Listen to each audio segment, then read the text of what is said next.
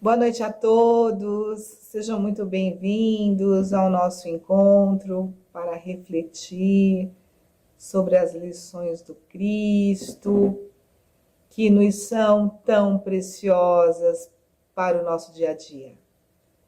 Vamos pedindo, quem quiser, para que feche os olhos, se sentir à vontade, né? Se quiser se conectar de uma forma mais profunda com Cristo, para que possamos agradecer o nosso dia de hoje.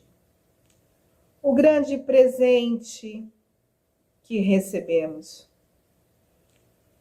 Junto com ele, todas as oportunidades que tivemos de demonstrar o nosso amor e a nossa fé através do nosso trabalho. Pedimos que a presença do Cristo se estabeleça em nossas vidas, para que possamos ser instrumentos de luz e instrumentos de paz por toda parte. Graças a Deus. Nós vamos continuar os estudos do livro Nós.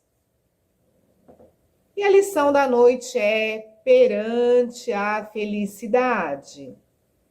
Sendo assim, queridos irmãos, nós perguntamos: estamos felizes? Quem pode se dizer feliz? Vamos pensar sobre a felicidade. É muito comum, nós gostamos muito de desejar felicidades nos aniversários, naqueles encontros tão valiosos para todos nós. Mas o que é ser feliz? Já pensamos sobre a felicidade em nossas vidas? Ou a felicidade que queremos viver? Onde ela está? E quando nós sentimos falta de algo, nós conseguimos permanecer felizes?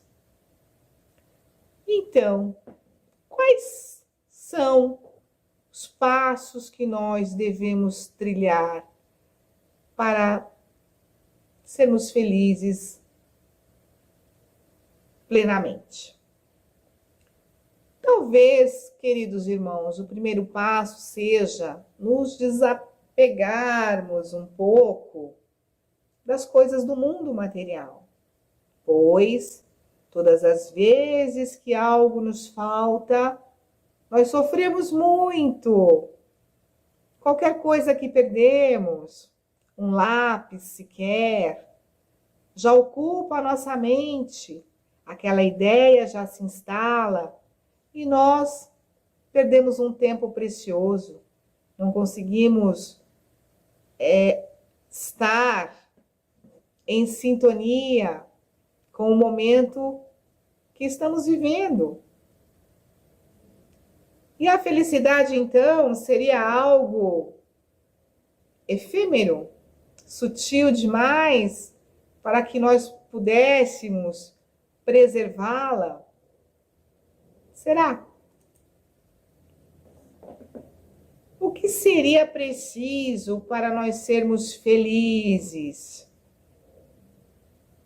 Valores materiais?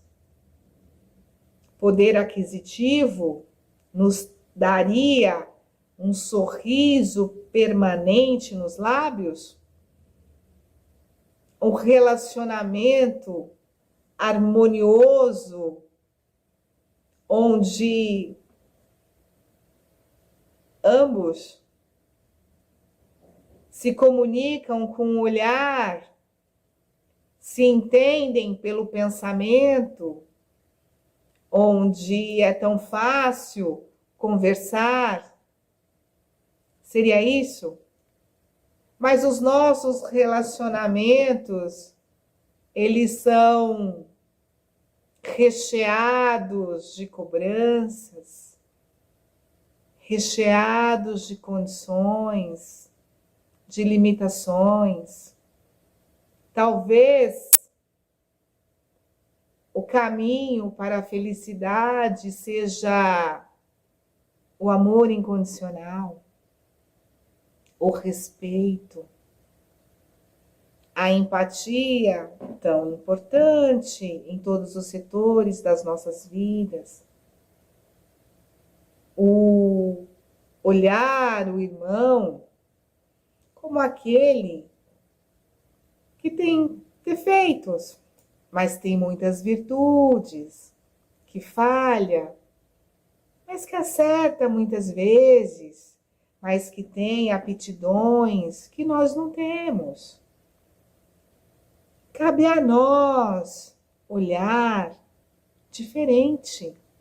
Cabe a nós, queridos irmãos, perceber que já somos felizes, que precisamos aceitar a felicidade que vem de acordo com o remédio que nós precisamos tomar, com o auxílio que nós precisamos receber.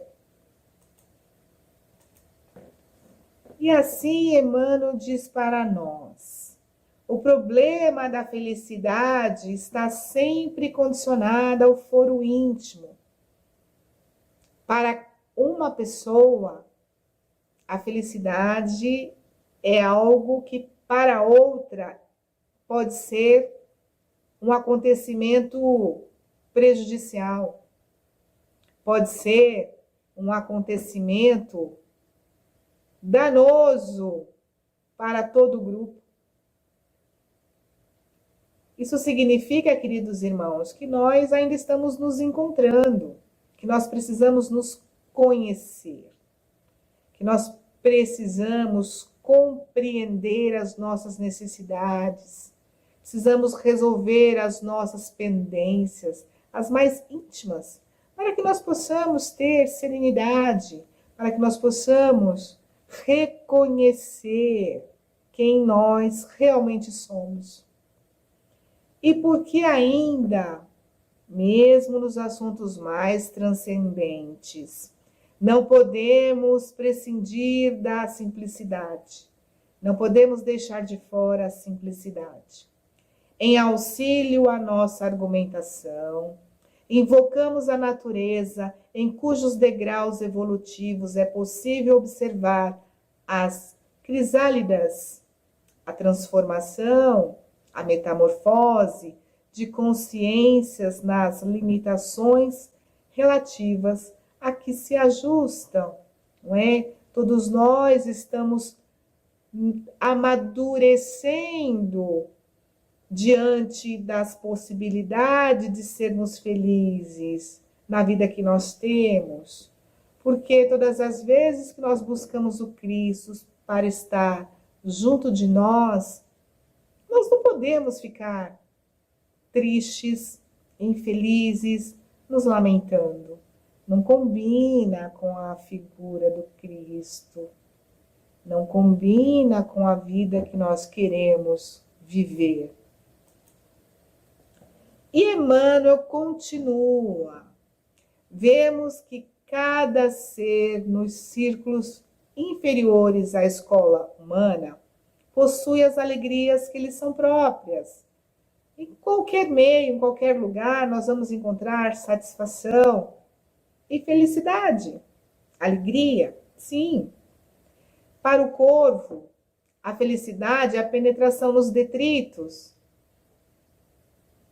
Para a serpente, é a absorção do veneno com que se fortalece na defensiva. Para a coruja, é a excursão nas trevas. Em todo lugar, queridos irmãos, nós podemos estar em paz, tranquilos. Nós vamos lembrar uma história muito conhecida, onde uma família se mudou de uma cidade para outra. Ao chegar na entrada da nova cidade, estava lá um ancião e eles perguntaram: como é que é essa cidade? Como são os habitantes? Como vivem? E o ancião perguntou: querida família, como como era a cidade de onde vens? E a família disse: muito ruim. Pessoas não se entendiam, muita agressividade, faltava emprego, faltava recursos. Nada estava bom. Tudo estava arruinado naquela cidade. E o ancião responde: aqui também, da mesma forma. E a família seguiu. Logo atrás vinha outra família, que da mesma forma perguntou: bom ancião, como é essa cidade? Como são os habitantes? Como vivem? E o ancião responde com uma pergunta: como é a cidade de onde vens? E a família responde: é uma cidade alegre, arborizada, muito limpa, empregos em abundância, pessoas se entendem, vizinhos se gostam, ficam juntos, confraternizam. E que o ancião disse: aqui da mesma forma. E o que nós podemos concluir? Qual é a lição que aprendemos? Que se os nossos olhos forem bons, todo o nosso corpo terá luz. Se os nossos olhos forem bons, tudo que nós enxergarmos estará recheado, estará cheio de boas oportunidades, de novos encontros que vão enriquecer a nossa vida.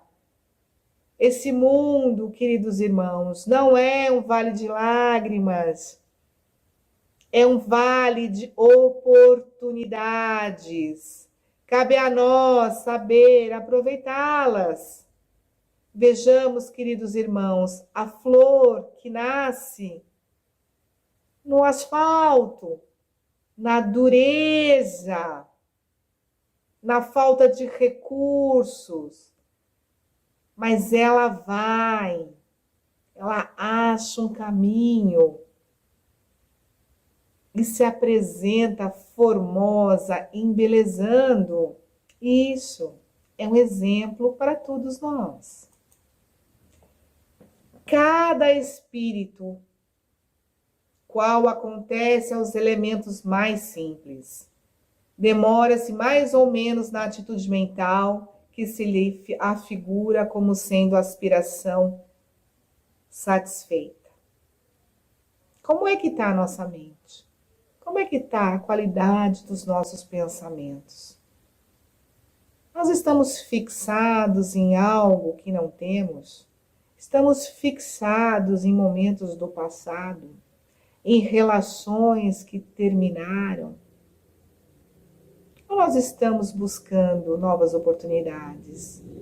Ou nós estamos nos preparando sempre para trabalhar mais e melhor? Ou nós estamos trazendo Cristo para dentro da nossa casa com atitudes renovadas? Precisamos cuidar muito bem do nosso pensamento, a nossa casa mental. Nós não podemos sujá-la com pensamentos infrutíferos, queridos irmãos. E assim, para muitos, a felicidade é a imersão na preguiça, no ódio, na discórdia e na crueldade. Também na penúria e na ignorância, no desalento e na rebeldia. Nós vemos muitas vezes esses quadros todos os dias. Muitas vezes tentamos ajudar os nossos irmãos que não conseguem sair daquela sintonia, daquele mal-estar, daquelas ondas de pessimismo. Mas ali, queridos irmãos, eles estão felizes. Igual aquele irmão que na porta do centro médico geme de dor, mas não entra. Por quê? Porque ele ainda está suportando aquela dor. Quando aquela dor transcender, superar todas as suas forças, ele buscará o remédio, o auxílio e se modificará.